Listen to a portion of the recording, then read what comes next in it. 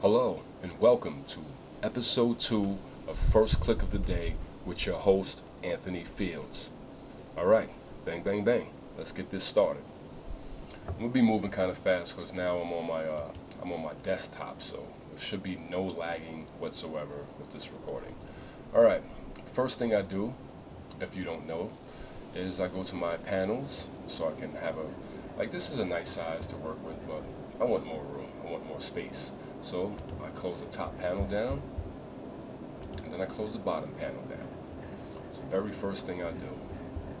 Then the next thing I do, my secondary thing, is I go to my lens correction. Go to basic, and I press auto. This always does a great job of straightening out my horizon. So after I have my horizon straight, the next thing I do is I go to basics. And I open up my shadows. And these I can actually open up 100%. And then I'll bring down my highlights. Bring them all the way down. This one, I think, you know what? I'm not going to bring them all the way down because it looks a little weird when I bring it all the way down. So I'll bring it to 80%, which looks a little more actually better to me. And after that, and as you always notice, I like to work with my histogram open so I can see my exposure and I can actually see what's going on. I can see what's clipping and what's not clipping. You know, to me, it's just good to work with your histogram open. All right, bang. So the next thing I do is I go to my blacks and my whites, or my white and my black points, and then I'll press Alt or Option on my keyboard, and I'll click down. Open up my white points right there. Alright. And then I'll back it down till I see some or none.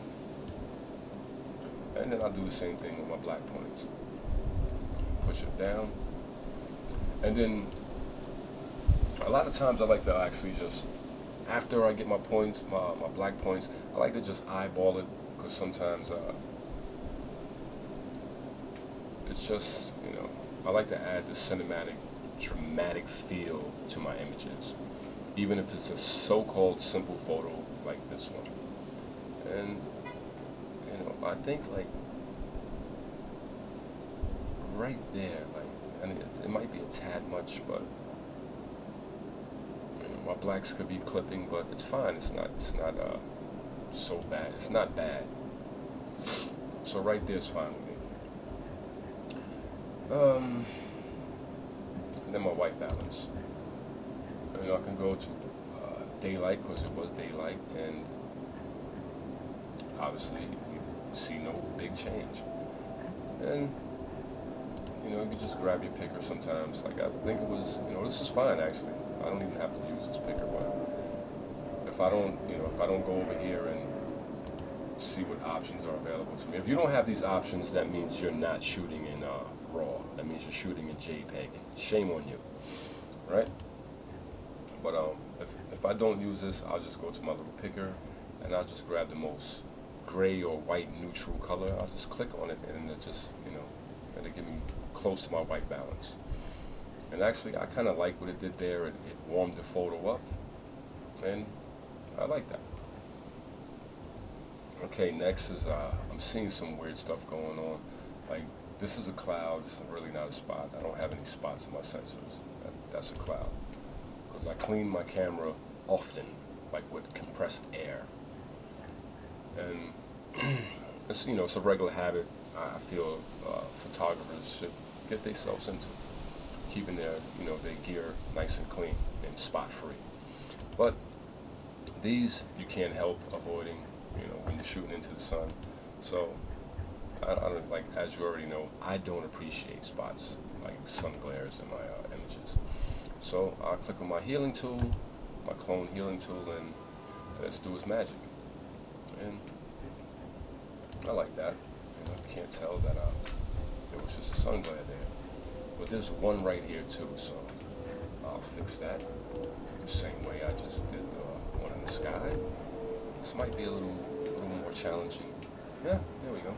I mean, this thing does a brilliant job. Wait a minute, I can still see a little weirdness happening right there. So I'll just open this up. It's a little bit more. There we go. and bang, took care of that. You know, there's one down here, but yeah, I'm not gonna. Let's see what we can do with that real fast. See what that'll do.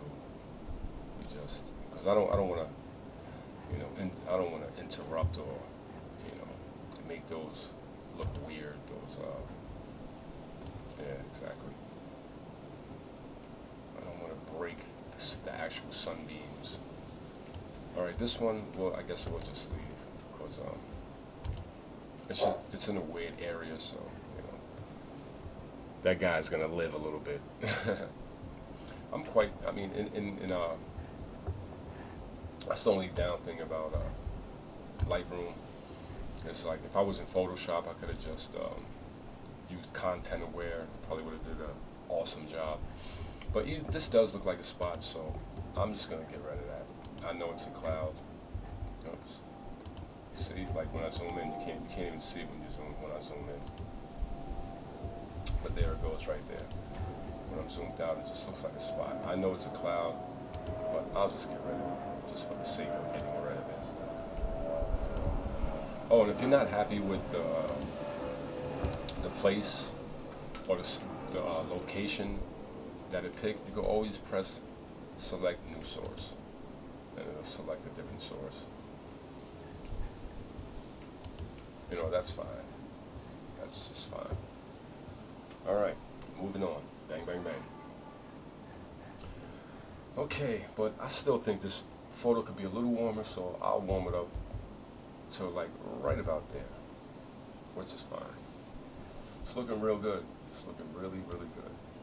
Okay, after I do, you know, a few adjustments and I get rid of some, you know, unwanted glares or, you know, just things that, you know, just tend to draw your eye away from the actual, you know, image of where I would like you to look like.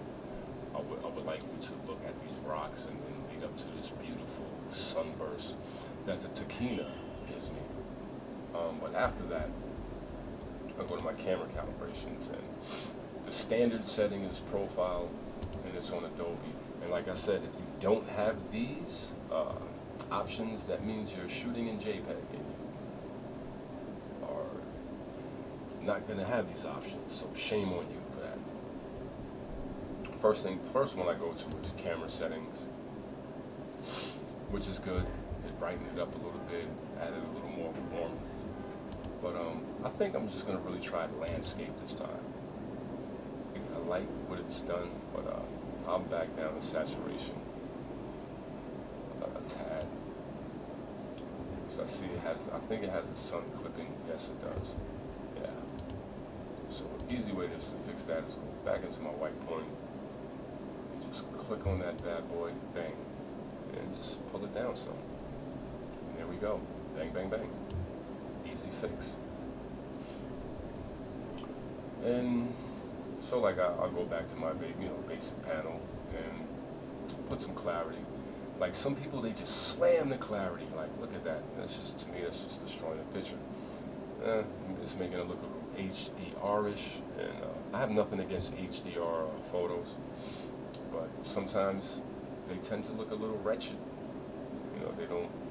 Some look great, some don't look so great. You know, I have nothing against HDR. I kind of first started out doing like everything. It was HDRing everything when I first started out. But I'll just add a little clarity. And when you add clarity, it tends to take away some vibrance, so I'll just throw a little bit of vibrance back in there. And just add some contrast. I don't want to add too much contrast because it's going to make it dark. I think 10 is fine. 10 is perfect. And this is why I like to work with my histogram, because I can see, you know, adding these things just make the sun something get brighter. So I'll go back to my white point and see what it is. Maybe it's just the color. Alright, so it's saying that something's clipping, but I'm fine. It's probably just this yellow warmth. So I'll back that down and see if it's that. And actually I could back it down because it was just a little bit too warm actually, so that's fine right here. Okay, so everything here is fine, and you know, my White balance is good, color is good, clarity is fine. See the nice detail in this tree and like everything, like the rocks. Just see all the cracks and everything in the rocks. It's just beautiful. All right. Next, tone curve. Like I said, I tend not to use it, but this time I'll use it just a tad, just to brighten up the photo a bit. And when I use the tone curve, it's really subtle. It's like super duper subtle. Like, I don't think I'll pull this down too much. Like, that's how subtle my adjustments are with the tone curve. You can use this, but I just tend to use what's right there. And this is with the tone curve, without the tone curve adjustment, and this is with the tone curve adjustment. And I like that. I like the way it looks. Now let's press the backslash key just to show where we was at and where we're at now. So this was before. It's dark and it's, you know, it doesn't look that much, you know, it doesn't look like a great picture as is. You know, like, it's like, ooh, look at the clouds, very nice. Excuse the ambient noise in the background. But that's what happens when you do tutorials with your window open. But you know, you can see like this, some gray clouds. You know, it's nice definition there and rocks and everything. This is before, and this is after. Just with these adjustments alone, it's very powerful, very strong. Lightroom is very powerful, very strong. You know, if you get it right in camera, you really shouldn't have to do a lot inside of your any software, whether it be Lightroom, whether it be Photoshop, or whatever you work in. You know. All right, bang, bang, bang. Moving on. All right, so tone curve is cool. Hue, saturation, luminance, color, black and white panel. Like I said, sometimes, you know, I tend to go in here and I just want to boost up this red and boost up this orange. Like, you can go either way with this thing, you know. Actually, this way is actually green. But I think this minus makes it look good. You know, you can go either way. You can see what it does for you. You know, like, this doesn't really, the red really doesn't seem like it's doing anything, but it actually is. Because I just noticed this line right here, but you know, I'll leave it. That line can get away with being in my photo for today. Actually, going this way is taking the color out of that line, so it's a good move for me right now. So I'll leave that at 11. And this is, it's not that big of an adjustment to where, you know, it's really, you can really see it. Like, you would just really have to like super eyeball it to figure it out. Split toning, negative for me. I do not touch that at all. I mean, some people do, you know, more power to them.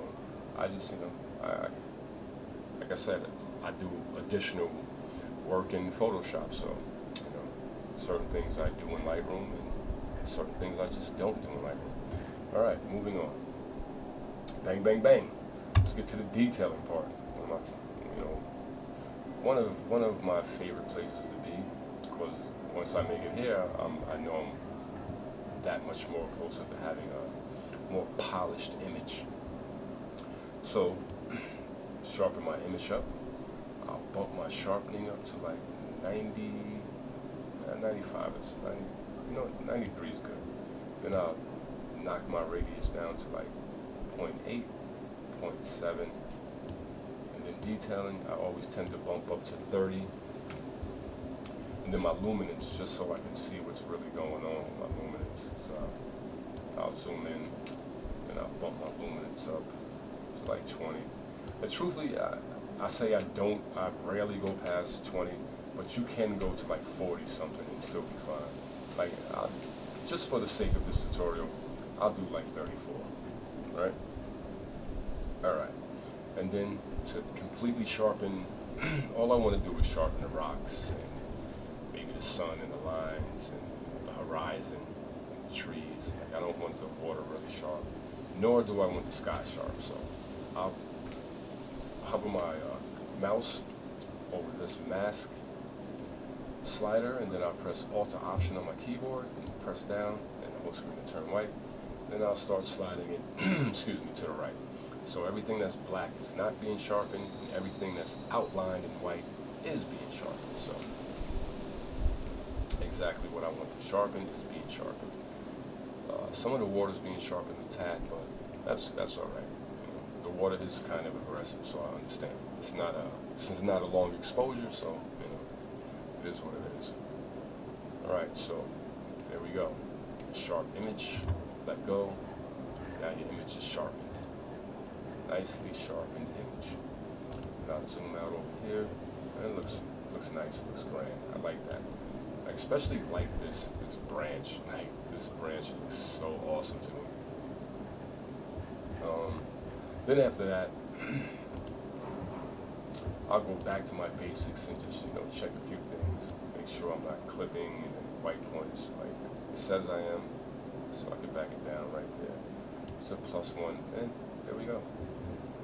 And I'll just see, just for exposure, just to see if I can, bump it up and make it brighter without clipping.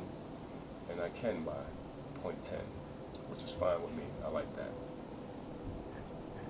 And sometimes I'll look in my shadows to see if I have any color noise, which I don't, because there was more than enough light being exposed, even to the darkest shadows. And normally that I would take, if I had color noise, I would kind of take care of that in here when you sharpen that. Like it helps with the color noise. So you just like put that wherever. Like when I have color noise, I just tend to put it at like 30, 50 max, but there's no color noise, so I will neglect that area today. Okay. So last but not least, we have the lens correction. And I see chromatic aberration in certain places, like this tree right here on the edge, and right here this rock, and right here I can see it heavily right here. So I'll click on remove chromatic aberration, and bang. Bang, bang, bang. No more chromatic aberration. After that, I'll click on Enable Profile Corrections. And normally, if you have a set lens, excuse me, Lightroom will fix any barrel distortion or any vignetting going on. But since mine is not the set lens that came with my camera, it's a different lens. I'm using a wide angle Tokina. So I'll click that, and there you go. It took care of the barrel distortion. So if there was any vignetting going on in the corners, it would have fixed it for me. And it'll tell you after you click your lens exactly what lens it is. And this is the lens I'm using. The Tokina ATX 116 Pro DX 11 to 16 millimeters f2.8. So before I export my image, the final thing I'll do is I'll press F on my keyboard, send it into full screen, and give me a better overall full look at my image before I present it to the web or put it on 500px or Facebook. I'll sit back and I'll just look at it in a grander view. I mean, I like what's going on. Like I said, I could see, the sun glare right here, but like I said, if I was in Photoshop, I would probably content aware this and get rid of that, and I would get rid of that little spot there. But it's, for now, it's fine. It's fine. So before I close this up and wrap it up, let's just press the / key one more time. Bang! Look at that. It's a nice photo. Not bad at all. That's before, and that's after. Bang, bang, bang. And that's much better. Alright, and I thank you and I appreciate your support, and I value your opinions, so any suggestions are welcomed, and thank you for tuning in. Later.